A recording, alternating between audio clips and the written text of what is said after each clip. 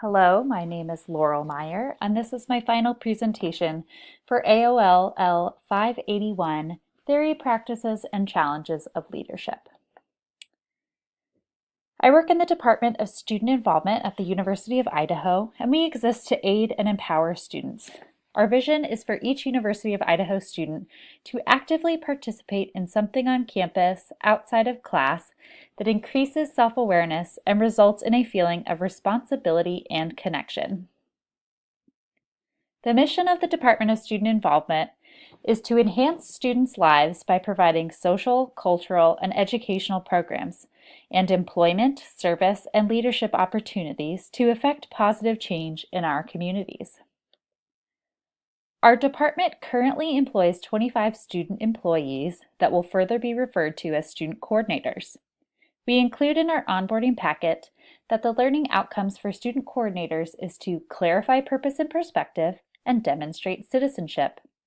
There is no current strategy in place for our students to arrive at those learning outcomes. My wildly important goal is to develop a learning outcomes-based student coordinator program for the Department of Student Involvement. The overarching learning outcomes clarify purpose and perspective and demonstrate citizenship will be broken down further into 5 learning outcomes that will be the lag measures for the WIG. The 5 lag measures will be as follows. 100% of student coordinators will have the ability to examine and describe personal privileges. 100% of student coordinators will have the ability to define social justice. 100% of student coordinators will have created a project or program. 100% of student coordinators will have the ability to describe personal leadership style.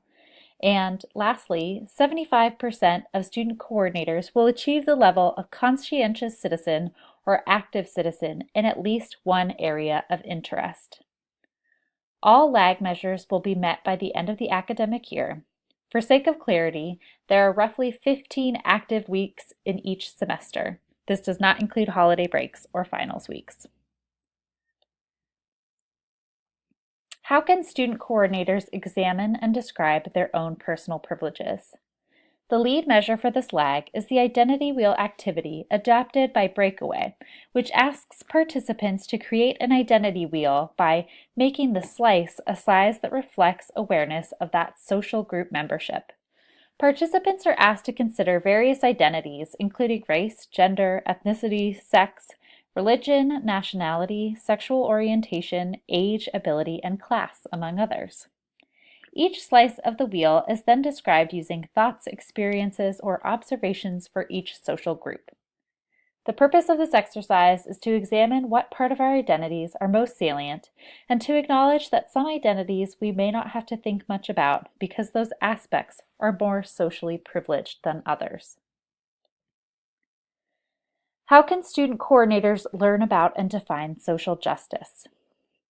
The University of Idaho Office of Equity and Diversity holds an annual Cultural Literacy and Equity Symposium, and this year there was a student track component of the 2-day event.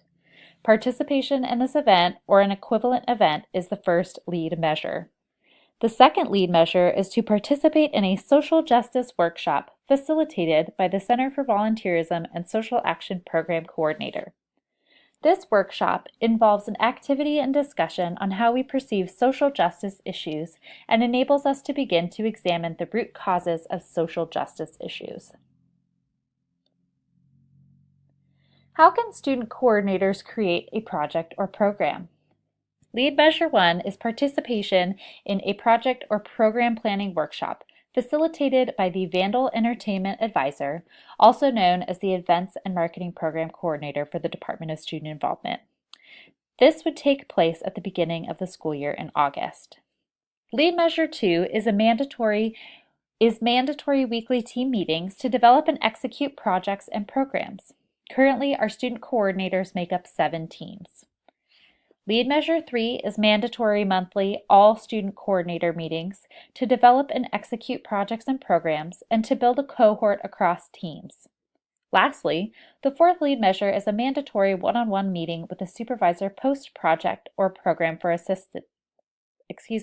post-project or program for assessment.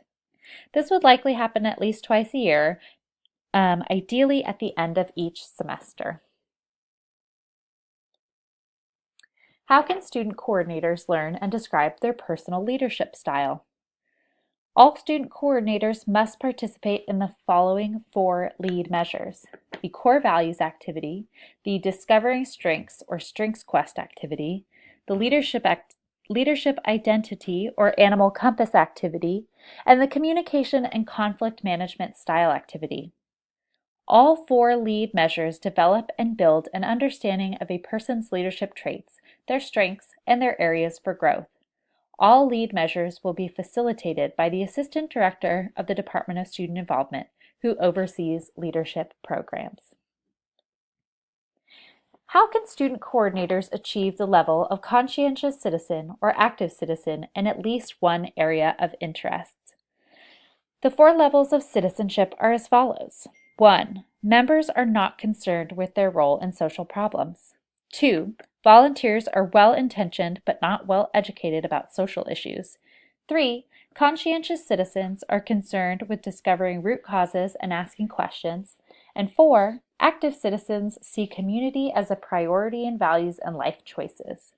The goal is that 75% of student coordinators will achieve this lag measure because it seems unrealistic that all will be able to determine their passion over the course of one school year. To achieve this lag measure, students must participate in the following 3 lead measures: participation in large service days, that would be SYNC, Make a Difference Day, MLK Day of Service, and Saturday of Service; participation in some type of volunteer service outside of work at least once during the school year; and attendance in at least one cultural campus event. How do we track the lead measures? Obviously, with a compelling scorecard. This is the student coordinator compelling scorecard. It's broken down into teams, and when lead measures are completed, the box will be colored in. If the measure cannot be completed, say the student misses a team meeting, they will receive an X mark. Having visible, compelling scorecards in the office and amongst teams will help individuals see their own progress and see how their team compares to others. Hopefully this will encourage a little bit of competition and encourage those to color in their boxes by achieving their lead measures. Thanks for watching.